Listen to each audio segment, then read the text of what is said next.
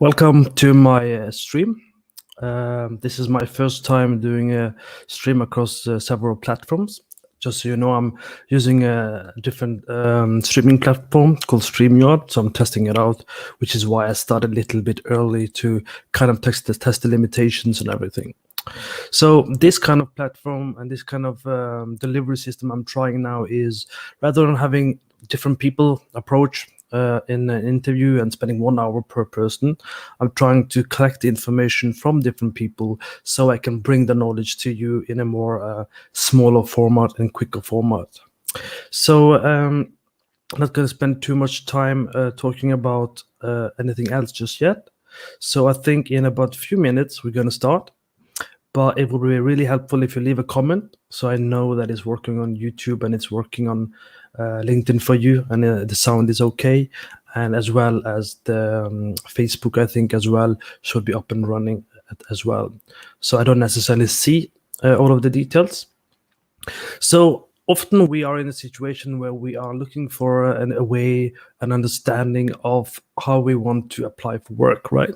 So often there is CV, often there is a cover letter, and in our case, in the game industry, very often there's a portfolio. Now, some of the questions I asked to these recruiters were generally oriented to lighting artists, but a lot of this has also been answered in a way for 3D artists or just generally anyone with a visual portfolio. So I hope this is a useful podcast, vlog, I don't know what we want to call it. And what I'm going to do, I'm going to read out more or less almost 100% accurate what they've written to me. I will be skipping certain things like they mentioned some people in some of the replies and the portfolio, and I haven't asked for permission to show it, so we're gonna skip it. And then at the end, I'll show you my CV and my typical cover letter as well as portfolio, so you get an idea of what has worked for me. And we will also conduct kind of a analysis on if they are contradicting each other or if they are actually agreeing. All right. So hopefully this is useful. So we're going to start with the first one that I have put up, which is Jasmine. So I'm not going to read the last name because I don't want to make any incorrect pronunciation. But Jasmine has written to me that for all art roles, a huge amount of importance is on their portfolio. So I would suggest tailoring them for the role or project you would ultimately want to land. When applying to studio, if you have a similar art styles to what they produce, it allows the hiring team to visualize how easily you would fit into the art style and future projects. A CV is an overview of you as a person, so treat it like a first stage interview. Let them know your passion and hobbies and really describe your experience in full. This will help hirers know what gaps you may have coming in or areas for improvement. So basically, some of the key things she's saying is a lot of the work that is involved in game development is visual. So some people, and I agree with this, don't necessarily can't necessarily see your portfolio. So let's say it's a sci-fi game and you have a very stylized, cartoonish portfolio. Even though you know that you might be able to transfer this over to their style, a lot of people, including recruiters, I guess, but also the team that will review your portfolio might not be able to visualize how this might relate to them. So what she's saying is, please try and make the time to adapt your portfolio. The very standard one is, of course, Blizzard with their very specific art style. You wouldn't necessarily send a portfolio that is very realistic. Like a lot of people make art style specifically to get hired for Blizzard. So that's essentially what she's trying to say here in this case.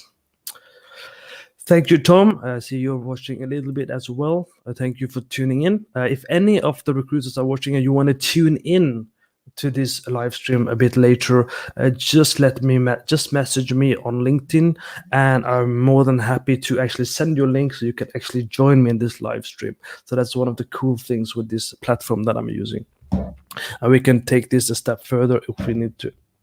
So the next one is Lisa.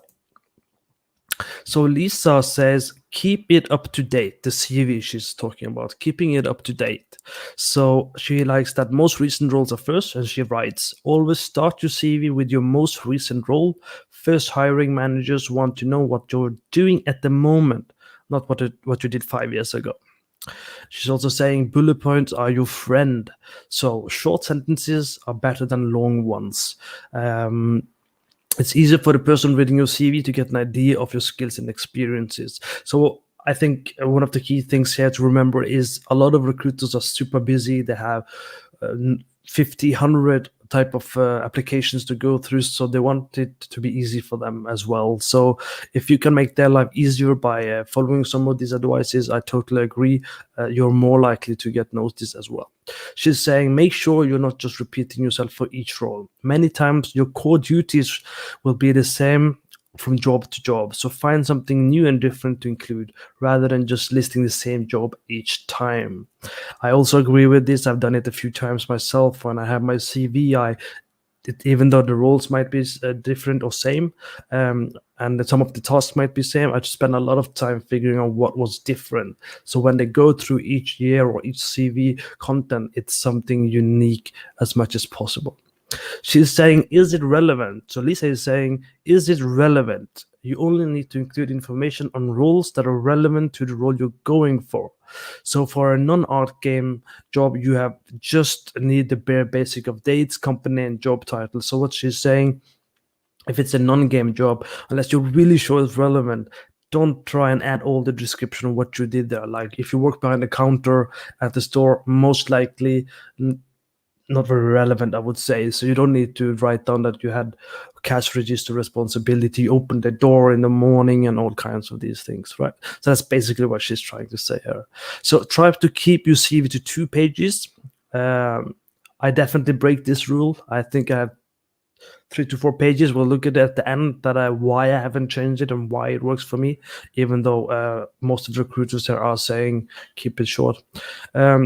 If it's too long and people are unlikely to read it, probably true. But again, I'm more than happy to share my CV and give a different point of view personally.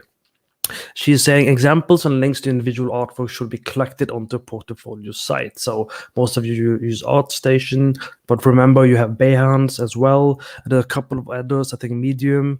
I have my own website too on top of it. So definitely you want to be spread out if needed, but not one is normally good. So she's also, this is a long one. In general, Lisa has a kind of structured it in a way that she covers different topics here. So she's talking about the cover letter as well. Some people use a cover letter as an extension to the CV and include information on that they don't include on the CV.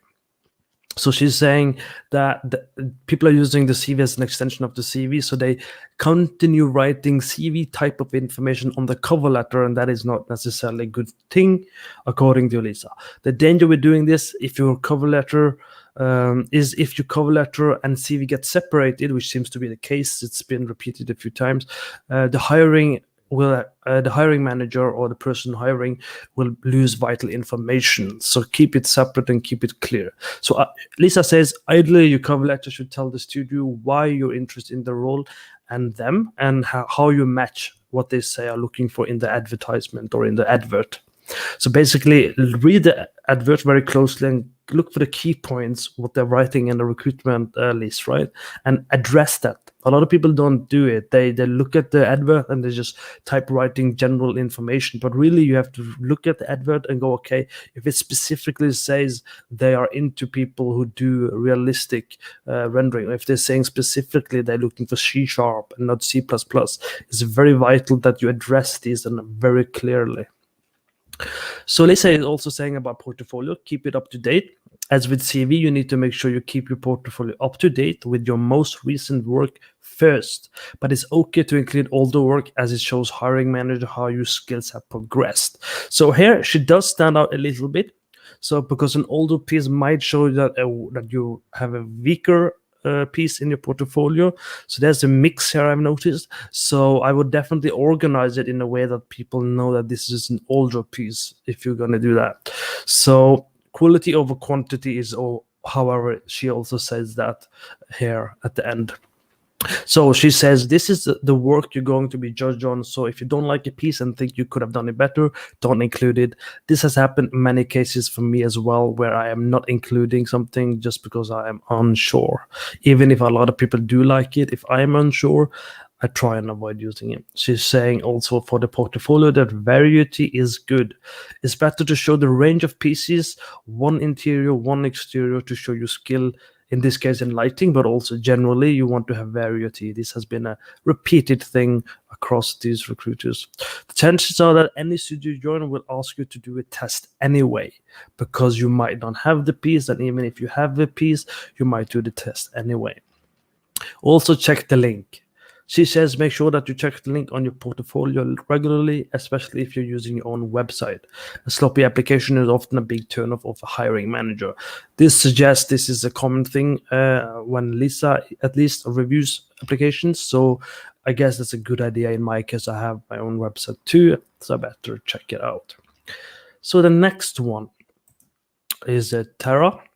So she says, in today's market, it is actually less about paper or PDF version of the CV, and especially for art-focused roles within the game development. With this, she says, hiring managers want to see that they are on LinkedIn, that their profile is up to date, includes links to their online portfolio and examples of work. So basically, include all projects and uni work as well, and link to them. She says CV tends to get lost. So here we see again the repetition, kind of, where she also says the CV can get lost. But first go to is the validate candidate on LinkedIn. So that she's saying people go to LinkedIn to validate the candidate. It's actually getting more common, according to Tara, that recruiters share a version of the candidate's LinkedIn profile with a link to work. So not a CV at all. It's an interesting information to know. So that basically means, according to also what I think, is even if you do send a CV, you should keep your LinkedIn up to date. So the most important thing of all is portfolio. Obviously, having the ArtStation portfolio or whatever portfolio you have is vitally important in what we do. But what is really impressive, she says, Tara is saying this, when candidates, especially juniors, have their own website with lots of examples of their own work on different engines, be it Unity or Unreal Engine, or also in this case, different softwares, right? And different platform and games and products they've done. She says that is really a good plus. So the more you can cover in your own time, even at uni, hiring managers for art roles are less worried about commercial work if you're a newly graduate, but more about what artists can show, and also what engines you have worked with, what tools you know, that you have some technical focus, which is a plus in their book. So leave a comment if you have any other questions. We will go through this, and then we will also show you a couple of other things at the end. So the next one is Craig. So Craig says, the first thought I have about it when it comes to portfolio is less is more. So he says, to expand. I have seen a lot of portfolios over the years that try to show that they can do a bit of everything. So the best portfolios are the ones that show a specialty, whether it's a style or a certain type of skill, for example, a lighting skill. So when you're putting a portfolio together, think about what you're best at and what you enjoy doing the most, and then make sure the portfolio reflects this. I think the reason people try to include a bit of everything in the portfolio is to increase the chance of by being relevant to larger job market.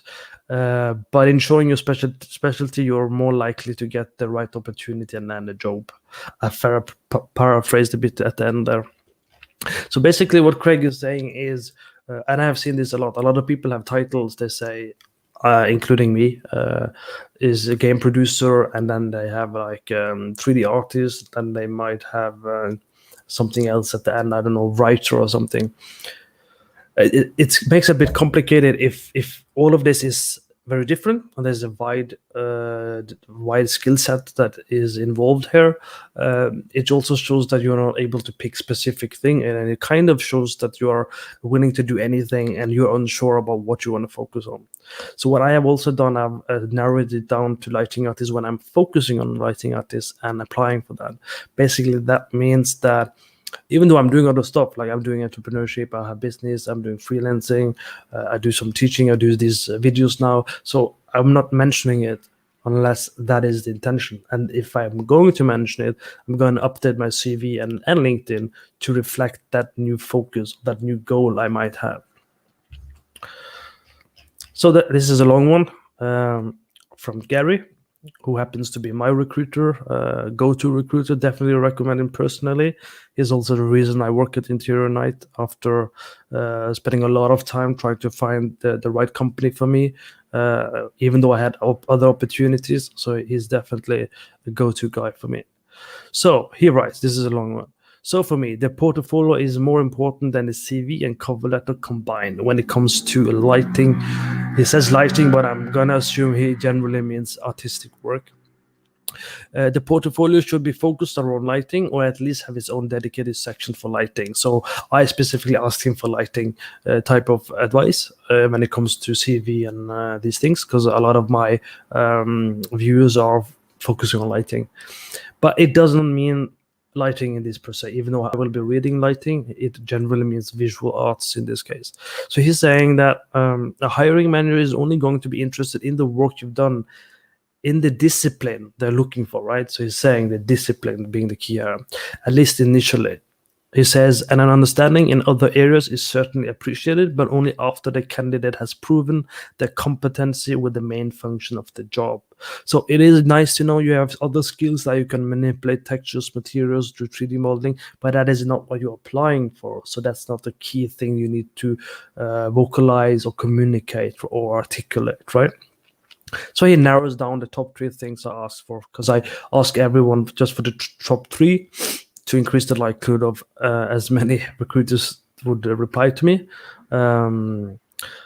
At least these people replies. I'm deeply appreciated for that. So thank you for that. So Gary says, the lighting on the portfolio, at least for lighting in games, must be done in a game engine running in real time. And you should clearly state what engine you used and other software you use, and the atmosphere and feeling you were trying to convey. If you were inspired by a particular scene, project, then mention this so people have a point of comparison when looking at your portfolio. So what he's saying is it's a good idea to have the same environment in different mood, different atmosphere, different story, and then explaining the intention behind it. And also, if you're using a reference, you have maybe multiple reference, and you then light the environment in multiple settings. He says then, for number 2, if you're not currently a lighting artist professionally but want to be a lighting artist, then your CV should start with your name and then immediately afterwards lighting artist. If you're currently a game designer and want to transition to lighting, then you should probably put lighting artist and game designer at the top of the CV. The reason for this is because you're not describing yourself as a lighting artist. Then it's going to be difficult for someone else to see you as one, right? So he's saying it makes it clear to whoever is reviewing your application that your CV is immediately relevant, and they will start looking for a portfolio link because you're stating very clearly, right? You're stating clearly that you are a game designer, you're a 3D modeler, whatever.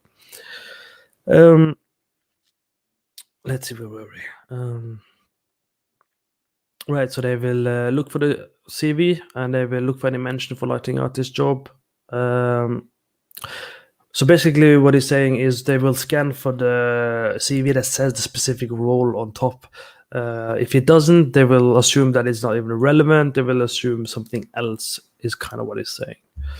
So number 3, if someone is transitioning from one discipline to another, then a cover letter is a good way of showing off the steps you've taken to upskill yourself in the one you're not currently doing professionally.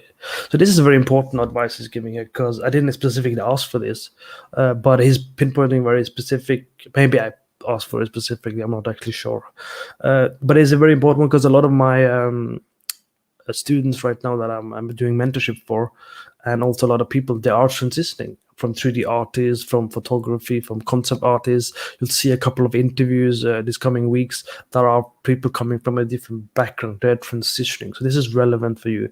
So he says, since your CV will mainly be full of your responsibilities up to this point that is not relevant, it can be quite frustrating to use this CV, since the majority of what's on it, although impressive, might not be too relevant to what you want to do now. This is where the cover letter comes in. So here he's emphasizing the cover letter, and that is the key here. If your CV is not as relevant, but it shows you have game industry experience maybe, but it's not relevant to the role you're trying to get. So he says, talk about how much you love games, what hobbies you have. Use it to talk about the courses you've taken in lighting, refer to your portfolio, discuss your work, talk about the reason you want to transition from what you're doing now to lighting and the skills that are transferable, as well as the new ones you've picked up and why they're relevant. So this is super important here, that you are able to actually articulate these things. Otherwise, someone's going to look at your work and then they're going to go, okay, this doesn't look very well. Or this isn't relevant, or they might go say, okay, this person doesn't know what they're doing. So very useful advice, I would say, for some of my students that I have right now. So the next one is Rosie. She says it's important to keep your CV clear and concise with the correct details. For example, portfolio link should be correct and ideally hyperlinked, right? So you can click on it and then you go to they get directly to your portfolio. This suggests to me that some people don't do it. They just type in the address and then they're hoping that the recruiter will copy paste it and put it over. Again, I have to say it's very important to remember this, that make their life easy. I cannot emphasize it enough. Just generally, when you depend on someone else, just make their life easier. Like, make sure they don't have to copy paste. Make sure they don't have to chase you. Make sure that it's super easy for them to represent you, super easy for them to look at your stuff, super easy for them to pass on something, so on and so forth. And she continues to say, and for the work on the portfolio to have clear, detailed description of what the candidate actually did for each project. This has been mentioned a few times, in that it's very important to be able to talk about you and what you did for the project, and not just generally what happened in the project. So they want to know, like, did you fix something? Did you improve something? What exactly did you do? So the next one, Will Hudson, who was kind enough to leave a comment earlier. Will says, he says, love to hear from me again, which is not part of the topic here. So probably the most important thing he says is to have a good portfolio that shows a variety of work. So again, pay attention. Variety of work seems to be a pattern among these recruiters several times. Variety of work, concise CV, ease of use like hyperlink and so on. He says make sure your best pieces are on there. So again, like everyone else says, quality over quantity. For the CV, Will says make sure everything is project based is noted, even if it's a small project with a team of 2. So what Will is saying is everything is relevant, even if you did modding, some hobby stuff on the side. And I would argue, even if it failed, you should mention it. I have a lot of failed projects and I will always mention them and what I did. I wouldn't necessarily mention that it failed. I would just focus on that I have experience and I've done this, and this is what happened. So yeah, it seems to be relevant here as well. And Will seems to be saying that as well in a way, right? So thirdly, if you have done a lot of projects, Will says, make a note of what you did on the project and avoid things like we, the team. Employers are interested in you as opposed to your team. And then we had to end the conversation there because he had needed some coffee. So I know coffee is very important for Will. So basically what Will is saying, and again, everyone says it in a different phrase, different sentence, but again, they are saying, when you write your CV, when you write your cover letter, when you present anything, do not use the word we. It's not the time to show that you're a team player in that context, in that sense, that you use we, that we did this, we did that. They need to know specifically that what task did you do, what problem did you solve, and more importantly, I suggest at least in a cover letter, you can have like a small paragraph showing what solution you implemented, that you might have mentioned in the CV that you did something, but not how you did it. These things can be very useful to do. So he went on to get some coffee there. So next one is Tom. So Tom says CV should be clean, no longer than 1 page. If you're a junior, 1 page. 2 if you're more experienced. Again, I have to admit I break this rule even to today. My page is I think 3 pages. I will show my CV. I will show my cover letter that I've done the last ones that generally are the same every year in more sense, one way or another, that has been successful for me. So that comes at the end once I've done reading up what these recruiters have been recommended that you guys do. So you should mention what companies you worked for, how long you were there for, what was your role, a few bullet points going into detail about your daily task and focus, right? So don't write stuff like I did 3D modeling. You should go into more detail. I did 3D modeling of hard surface. I did texturing for organic things like that. So Tom says, cover letter. Admittedly, not everyone uses them that much in my experience, but it can be a great addition to your candidacy, and I'd probably recommend one if you're very junior. I'd say keep it fairly short, no essays needed, and make sure your enthusiasm and interest towards that specific studio, and it needs to be specifically written for each studio, it is clearly transmitted into words. Be personable, nobody like corporate talking gaming anymore. He hopes. I guess it's true. I don't think I've yet to experience that you need to be corporate. So very same with the cover letter. I might have broken it a little bit myself, but it hasn't been a big problem for me. But again, I'm not necessarily junior, but I would like to write at least a page for my cover letter, kind of going into detail about what has been happening within my life and what I'm doing and why I'm doing something. And I try to be very creative when I can. He also Tom mentions for the portfolio, this is the source of endless debates. And I firmly believe there isn't a golden answer to this question, but typically I'd say for a junior it's good to show range, unless they have a very specific focused talent on something like lighting or prop assets, let's say.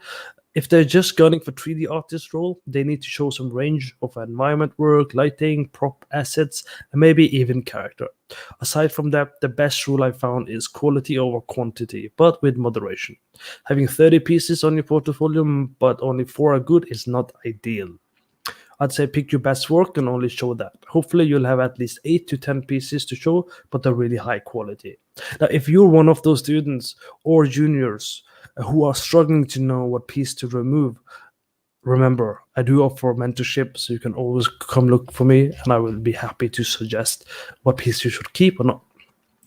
The next one is anonymous, because the person chose not to be mentioned, and I respect that, but we get to read up what that person said. The person says for CV, really having their own art portfolio URL at the top of the page is handy. That is what most hiring managers will look at first. Otherwise, detailing their experience as well as software they have used is always useful and proficient in these situations. So what he's saying is make it easy, right? That's kind of what he's saying.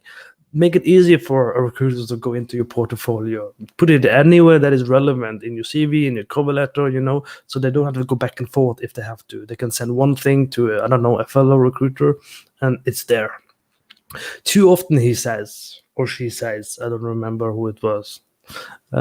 Too often I see candidates without a cover letter, which I feel is a big missed opportunity. I use this to tell the company a little bit about yourself, your interests and skills, and why you're specifically interested in applying to that role in studio. This goes a long way in giving us insight into candidate and what drives them. Now, there are some inconsistency in some of these recommendations, but what I do notice and what we have noticed is cover letter is not being used efficiently enough by students or juniors or just people who are trying to apply for the jobs. So there's definitely a lot of work we can do in improving our cover letter receivers. So this person says the crux of it really comes down to a portfolio. Mostly for art roles and for lighting, from our perspective, we always like to see the process. I definitely agree here is something I don't necessarily do that as much, but I definitely see the value of doing it. Showing a final shot, this person says, is helpful to see the result, but it's even more so if we have peek at the process the applicant followed to build the scene and a couple of work in progress shots to show the progression. If it's a group project, super important to detail what the responsibilities on the project were, and from a lighting perspective, we always find a good exercise for students to take an interior and set themselves the task to light two very different situations or ways or mood. So, for example, family house and a young bachelor party house. Show how you do it. How do you make it different? Seeing how they can be different environments are different and different time of day would definitely help, especially if you're a lighting artist, to show you can tell the story. So basically, so far what we know, I see the amount of views are increasing. So just to recap, so we know that CV should be short and concise. We know you should be very detailed but short in mentioning what you did and preferably what value you brought to the company. So what problem you solved and how you solved it. But again, you have to manage the amount you write. For cover letter, we know it needs to be customized per company. I like to normally, I don't do it when I send it to recruiters, but normally I will have a logo. If I'm doing the application and I don't have a recruiter doing it for me, I'll put the logo of the company. I'll, customize it even more visually for them. And of course, there's a lot more to it. But let's move on. We're almost done getting this knowledge and improving your CV and your portfolio as well as cover letter. So the next person is Michael. So the first thing he says that comes to his mind was he was working with a person. He has the name, but again, as I said earlier in the stream, I didn't ask permission. So he's referring to a person who was a while back. This person joined a game company. I don't want to mention a game company, but this person didn't have an experience, Michael says, in the game industry at the time. And this person actually went into the game engine and he lit the scene and he basically showed that he was capable of doing the job, but he didn't have any experience in the game industry. So this is a key, and I would repeat it, go the extra mile. Always go the extra mile. For example, when I applied for Interior Nights, when I was ready to take a break from freelancing, and I applied to Interior Nights. Thank you, Dennis, for this. So when I applied for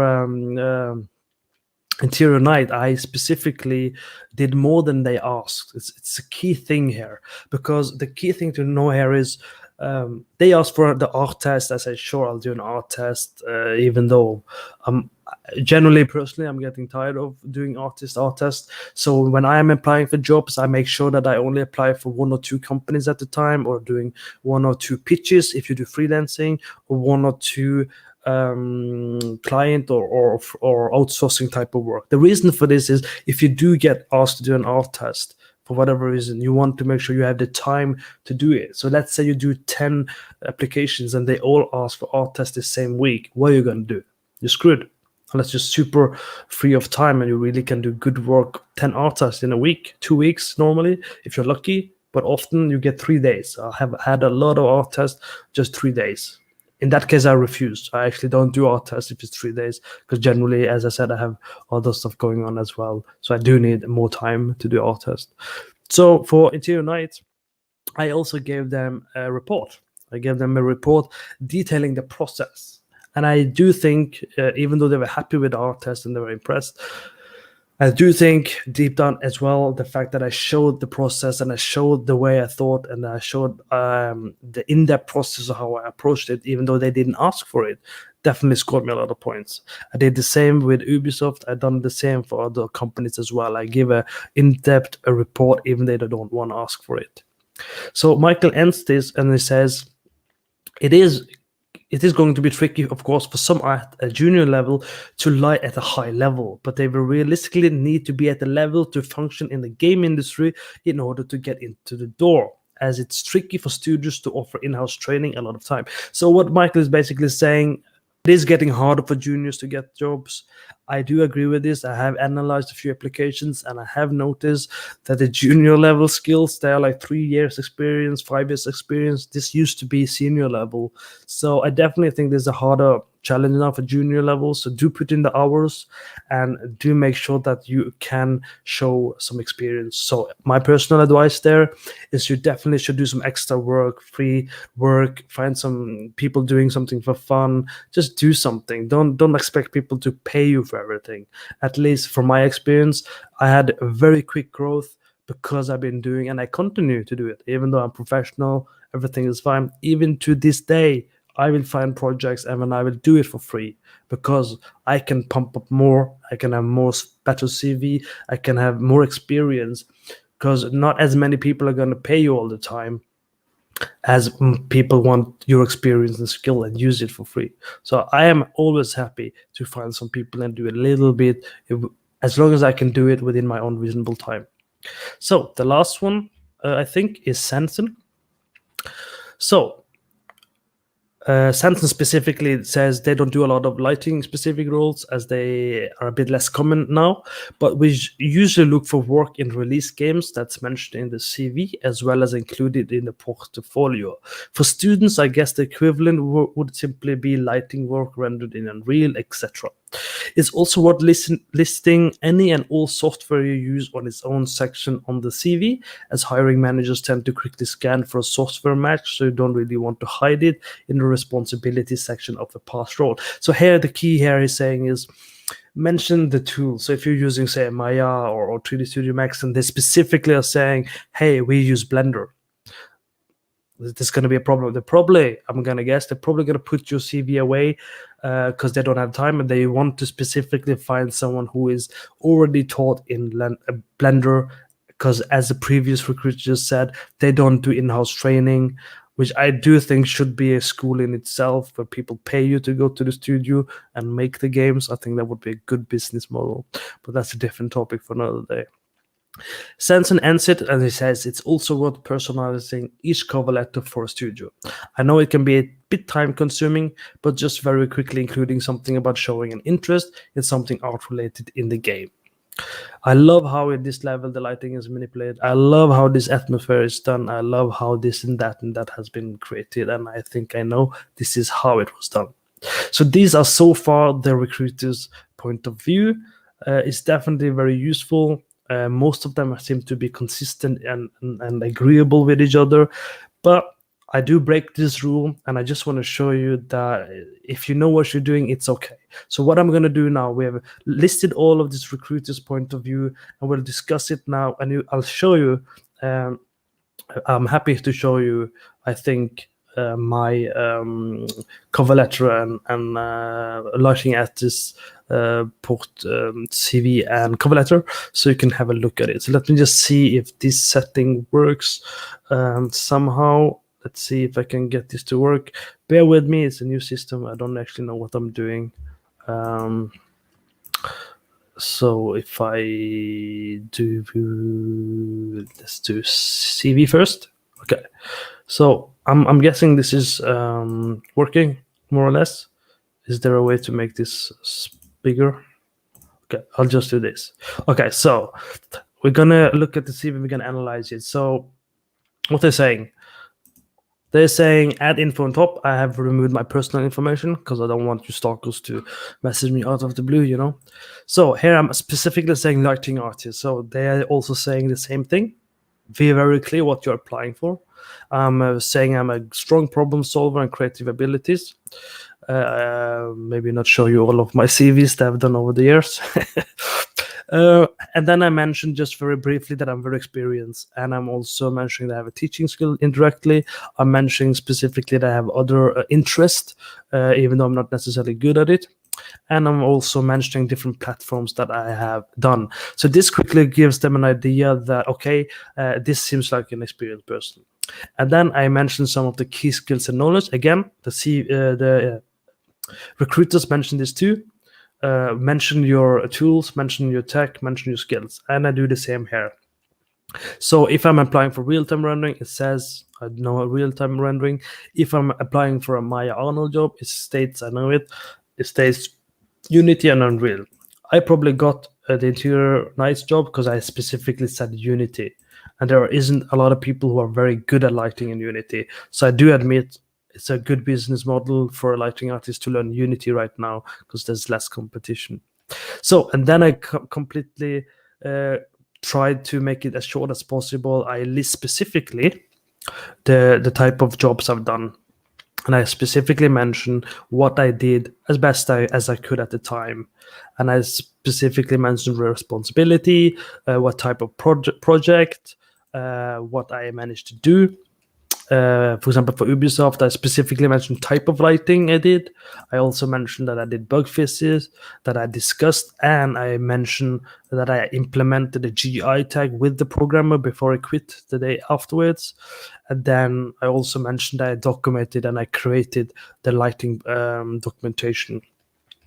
And then I say again type of projects I've done, type of responsibility. It's very short and concise as possible. I do sometimes mention that I also do other stuff. But here is a very good example of what the recruiters are saying. Adapt your CV. This is actually my company, and I do have other people who do some of the work for me now. But I don't mention that I am in charge of the company when I apply to jobs. I rephrase it and I say whatever I'm applying for. And it's not a lie. I do mention the products that I am in charge of, like the hands-on stuff that I do is real. It's not fake. It's not being pretended. So I might say done photography and production for short movie, that I made courses through my company.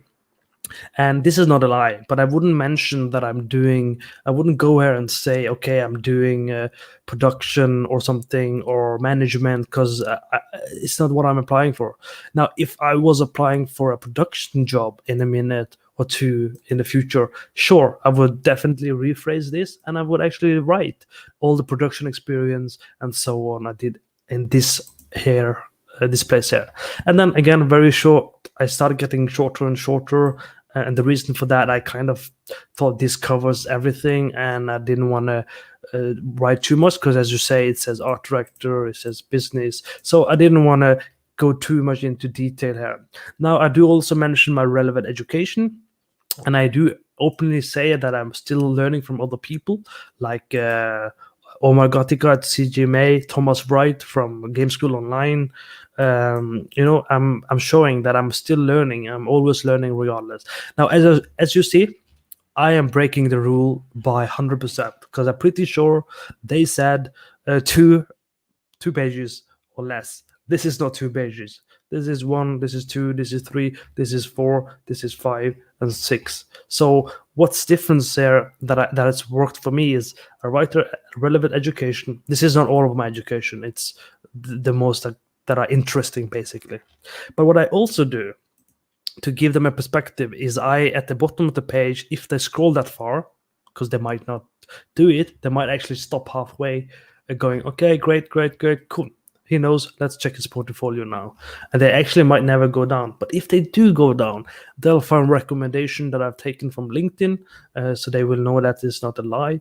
And they can see different feedback that people have given me. Either they worked for me, either I worked for them, either I was starting a company with someone, either it's a teaching job. So they get a really holistic view of my capabilities, which might not always be lighting related, but it gives them a hands-on view of what I have done in the past, and that people really appreciate it. Okay, so that's for the lighting artist CV. So I hope that's useful. Please leave a comment, so I know this is relevant and still useful for you. Let me share the cover letter in a few seconds here. I'll show you the cover letter. So basically what we've gone through, we have looked at what the recruiters say. I have openly admitted that I don't do a lot of this stuff, but I do a lot of this stuff. But I definitely do not follow the 2-pager rule in my case. It's never been the case. I never changed this format. I've never changed the recommendation at the bottom. In the future, I will probably change it and update it once I have more. So this is very interesting, and it just gives you a perspective. Again, I'm not a junior, so it probably is a bit different, but there is always an opportunity to be different. So let's look at the cover letter now and see how that was done, to give you a perspective of what they say, right? So this is a cover letter. I'm just going to scroll past my personal information. So here I just briefly talk about my last experience. I talk about that I've been teaching and I still teach. I am talking about that I'm learning, that I am experienced. But hey, listen, I am also learning while knowing that I'm capable of doing stuff. But it gives them the idea that I'm humble. It gives them the impression that I am always learning. You want to be careful that you don't seem insecure, though. So briefly tell the history of what happened with me, so they look at my CV and they can see what happened and they can match it to the CV. They can see that it is connected. They can see that I'm not lying, because if they start checking the CV dates and what I've been doing and my education, it will match. So, and then I explained a little bit about my view about lighting, so they get an idea of my thought process, and then the other stuff that I do. This shows that I am able to be a self-starter and self-learner, and it shows also that if I ever have a leadership position or management position, for example, a lead, they can feel comfortable that I have experience leading a team. And then I just mentioned something that matches them a little bit, that I'm into, creative art style, not realistic, because this was a creative. And then I have both on the CV on top and on the cover letter at the bottom, I have my portfolio. Now the portfolio I send them to is not the same I would send it to you. Like if we're networking and we're having a good time, I would not send you the same link, right? I would send you the one where everyone clicks likes, okay? But for my recruiters, or if I'm applying, I would send, I believe it's this one. Yeah. This is not me. This is China who used this brand on me. So I use it only because someone else said that. I don't actually think it's true. So here you can see that they come to my resume portfolio, right? So they can get a summary, get a general skill, software proficiency, different experiences, right? And they get the portfolio, which is what they're really interested in, and they get to see the different type of work I'm doing, and also they get to see that, hey, he's being more active and helping other people. So I don't personally send the other one that I think some people might use, if they're not pro at least, which is the common ArtStation link, right? Is it this one, or it's this one, I think. Right, so I don't send this one, because this one I send to other artists so they can comment, they can give me their opinion and stuff. Also, this is happening tomorrow, just so you know. That's why I'm a shameless promoter for other people. So I'm willing to use my own portfolio to show that I'm helping other people. I'm here for people. So this is just the way I do things. So this is what would happen. Okay, so hopefully we are nearing the end, and again, I'm hoping that this has been useful and you have gotten some knowledge, right? So before we end, I want to be clear that there will be more stuff coming. I will probably try and ask, and I am the guy who knows the people who knows in this case. So I want to make sure that you guys know that I will try and contact the recruiters again and the people who didn't have time to answer me yet. And I'm thinking maybe I should ask about how to conduct yourself in an interview, if that's interesting. I don't probably won't do it unless there's some interest, some comments that is useful to you, that once you get through this phase, what do you do at the interview, how do you answer questions, and so on. I'm happy. I have a lot of experience with that myself, and I'm happy to get the recruiters to give some insight for that as well. And before we end, I want to point out one last thing, is there are other stuff coming tomorrow and the week afterwards. So if you are interested, please make sure that you are logging in tomorrow at AM UK time. I'll be talking to Mara Serretti from Supermassive Games. We'll talk about from student to junior lighting artist. This is very relevant for people interested in CV and everything and getting a job, because most of the people I'm talking to right now, they are on their way. They came from school, most of them, and they went into the industry pretty quickly. So learning about that and finding their know-how is very useful for you guys. The week after, I believe I have Pablo. He went from concept artist to junior lighting artist, so that's another talk. And I believe then 2 weeks afterwards, because I'm busy going to museums for a week, relaxing a bit, so I won't be streaming. But Visesh, he's from India. He will talk about his experience from 2D to 3D to cinematic lighting artist. Again, they have different time zones. This I will try and stream on these 3 platforms. And then the last one I've already booked as well is June 12th. Is Dylan King. He's definitely a king. He's going to talk about straight from university to lighting contractor. So hopefully this has been a useful stream. Leave a message. Contact me if you think you can provide any knowledge for the viewers or other people. If you want to share your experience, you're happy to contact me. Like, subscribe, and everything. That's it. Thank you for your time, and see you around. Thanks. Bye.